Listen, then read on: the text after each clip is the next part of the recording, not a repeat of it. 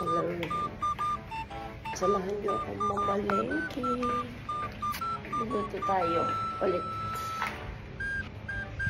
Init sa labas. Nobody.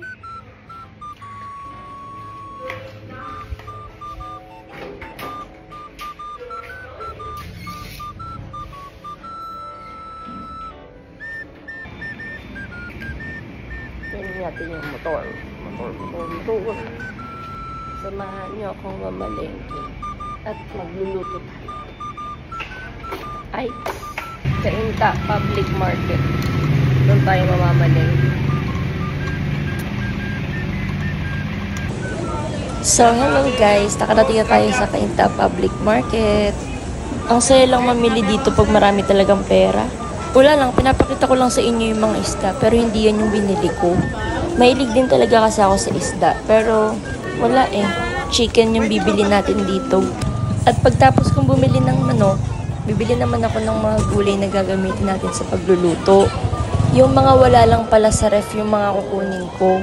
Kasi yung iba may nakastock naman na ako sa ref. Buti na lang naalala ko tong repolyo. Yan pa naman din yung importante. Kapag-chika pa tayo kay ate. Chikadora si ate. Dami-dami ko nang ang dala. Bigay tayong bigas. Kuya, bigas. Ito pong red rice. 2 kilo. Apo. Red po. Ito. 55? Tanong ko yan, 1:1 lang po yan. Yung tubig. Kahit dagdag ka ating konti lang.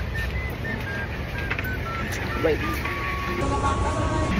Huwi na tayo. At yun lang naman yung binili ko. Binili ko tayo na pinamatisan naman ako. Let's try.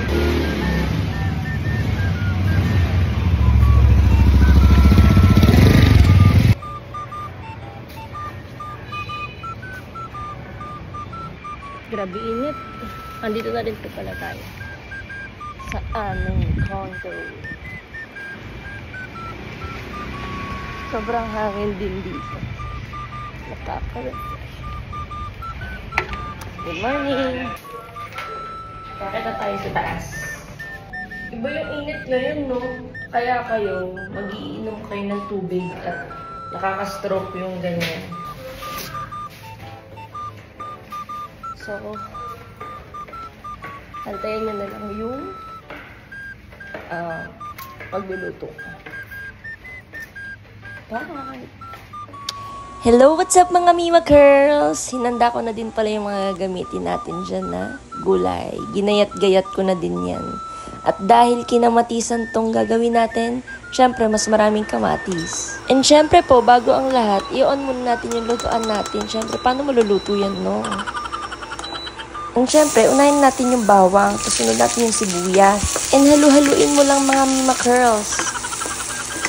And syempre, bago ako mag-gisa-gisa, nagsaing na muna ako. And pagtapos mo i-mekos-mekos ng very light, isunod mo na agad yung kamatis, mga Mima Girls. And syempre, pagkatapos mo mekos-mekos, leave it, darling. And syempre, mga Mima Girls, pag kumatas na, edi isunod na natin yung mga manok. Chicken breast lang po pala yung ginamit ko dyan, yung isang buo. And syempre, halu-haluin mo lang mga Mima Girls para kumalat yung katas ng tomato. And sinabay ko na din pala yung patatas para sumabay na din yung paglambot niya. Sabay lagay na din ng mga pangpalasa. Isang chicken cubes lang pala yung nilagay ko, tapos half ng magic sarap. Yung half ng magic sarap, magagamit din naman natin yan, parang panghabol ng lasa mamaya. And naglagay na din pala ako ng paminta, sugar, and asin. Sabay halu-haluin mo lang mga Mima Girls. And gentle lang din, baka naman magsidurugan yan. And leave it, darling. And pag kumatas na yan ng ganyan, tikman mo na kung ano yung kulang. Eh kaso, natansya ko yung lasa.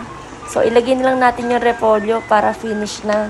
And syempre, haluin mo lang ng konti. And then takpan mo, hayaan mong kumulo. And nakakita din pala akong de-battery na stuffed toy dito. Pinanggigilan ko nga muna madali. And pagtapos na, naririnig ko na din kasi siyang kumukulo. Kaya, wala. And makati yung kamay ko. Gusto kong hinahalo-halo talaga siya.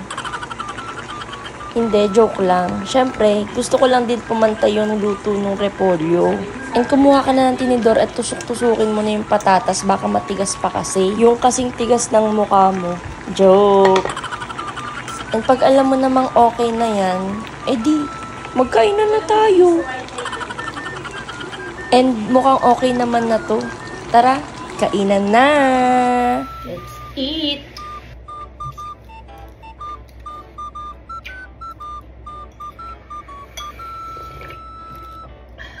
So ayun, kakain na muna po ako ha.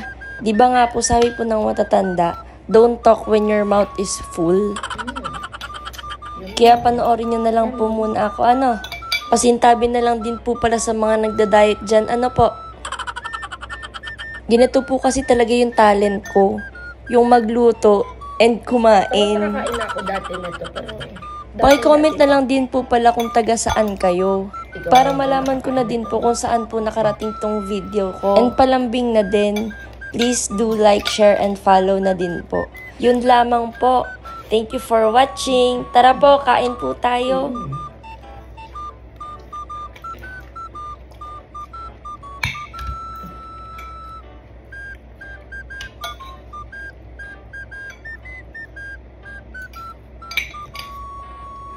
Kaso mukhang grabe na yung paglalaway mo. Subuan na kita.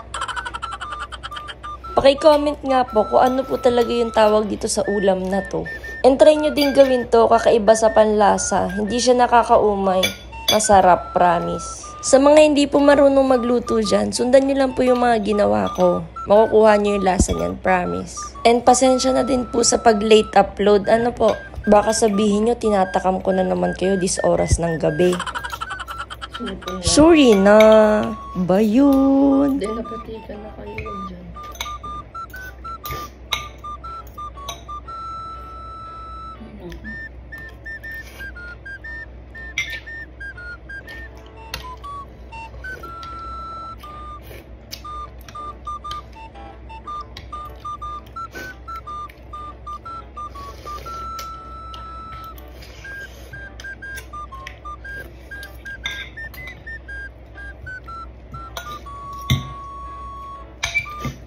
Kanina ko nakuha itong recipe na to.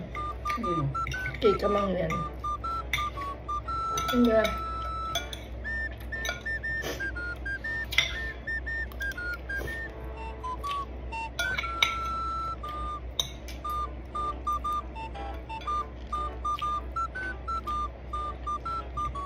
Pinaabonahan ng Gcash ka. Pinaabon So hanggang dito na lang po yung paglalaway nyo. Salamat! Bayun!